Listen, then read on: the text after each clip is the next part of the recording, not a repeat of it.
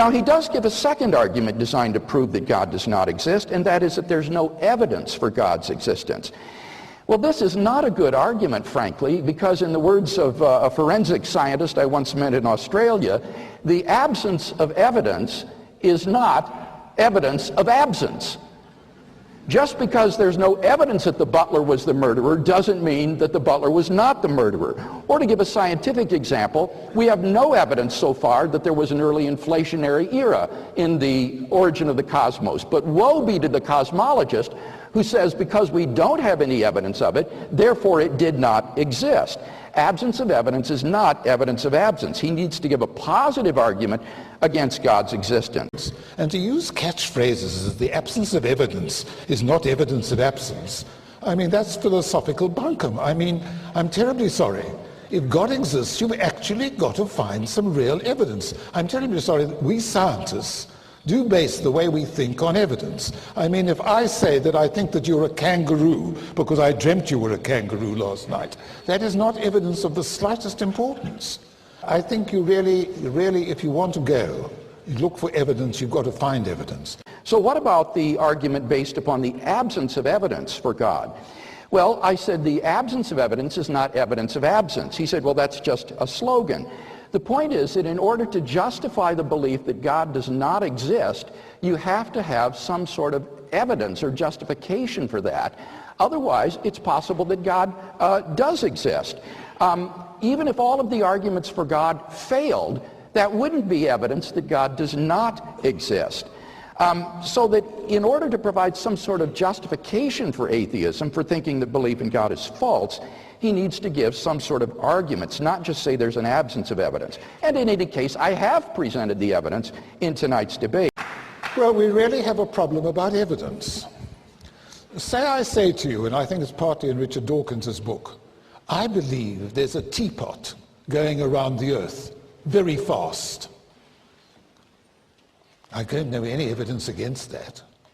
So do you think the teapot is really going around the earth?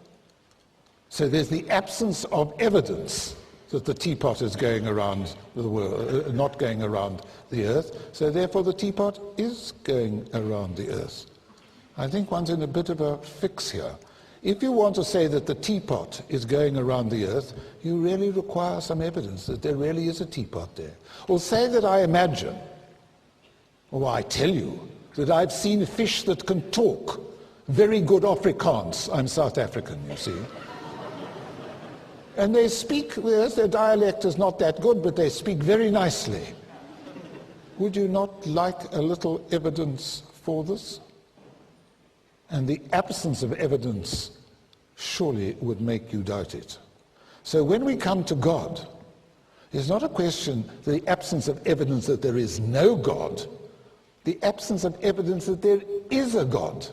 There's not the slightest indication of evidence of the kind that we would use in science in our day-to-day lives for the existence of this supernatural being again. What about this claim that in the absence of evidence for God, you're justified in thinking there is no God? And he gives the example of the kangaroo and the teapot. You see, the failure of those illustrations is that the reason we don't believe that I'm a kangaroo is not because of the absence of evidence that I am a kangaroo. Rather, it is the presence of evidence that I am not a kangaroo. Like, we have good evidence that I'm Homo sapiens. Similarly, the teapot example also fails because the reason we don't think there's a teapot in orbit around the Earth is not because of the absence of evidence for such a teapot. It's because we have good evidence that no such piece of china has been launched into space by us, or that extraterrestrials have put it there. So it is the presence of contrary evidence. But tonight we've heard no contrary evidence against the existence of God. And so this is just an elementary logical point. A proposition is not shown to be false by the absence of evidence for it. The proposition could still be true in the absence of evidence for it. We just wouldn't know if it's true.